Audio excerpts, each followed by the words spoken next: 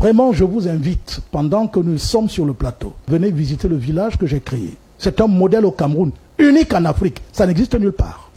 Je dis un village qui existe en Goro. Un village créé, où il y a tout. Même les chevaux, les bœufs, les poules ont des robinets partout, dans tout le village. Il n'y a pas de coupure de courant. À partir de mon village, la communication est plus fluide qu'à Douala et à Yaoundé. Venez voir ce village, c'est dans le Mbam.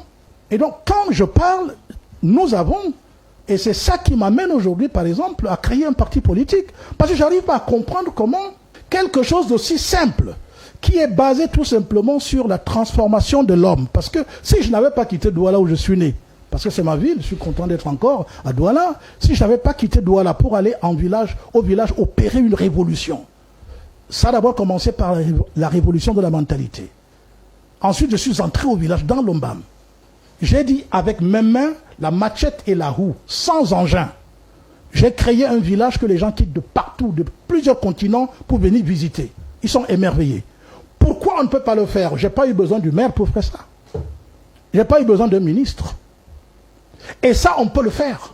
Surtout aujourd'hui, que j'ai déjà montré un exemple qui est concret, visible. Et il suffit seulement que monsieur le maire m'approche.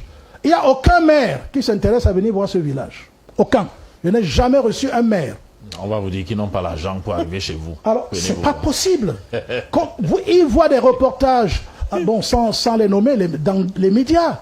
On voit des reportages, on voit des publics reportages. Mais aucun n'est venu me voir pour dire, frère, tu es Camerounais, est-ce que tu peux nous accompagner pour faire aussi des villages comme celui-ci? Je suis disponible. C'est dans ce sens que j'ai créé le mouvement Save Africa. Donc, pourquoi les gens refusent? Parce qu'il faut attendre les budgets. Je me suis d'accord avec ce qu'il évoque. La corruption. Comment un maire qui marchait hier à pied, un mandat, il a déjà une VX.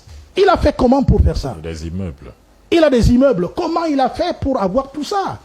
Et je touche maintenant le volet, eh bien, la justice. Où sont les gens? Pourquoi l'article 66 de la Constitution au Cameroun, jusqu'à maintenant, le décret d'application ne sort pas? Est-ce que c'est parce qu'il n'y a pas une volonté politique? Peut-être. Pourquoi est-ce que le maire qui s'enrichit scandaleusement n'est pas poursuivi par un procureur de la République qui peut ouvrir une enquête sans même dénonciation? Pourquoi? Omerta, tout le monde est tranquille.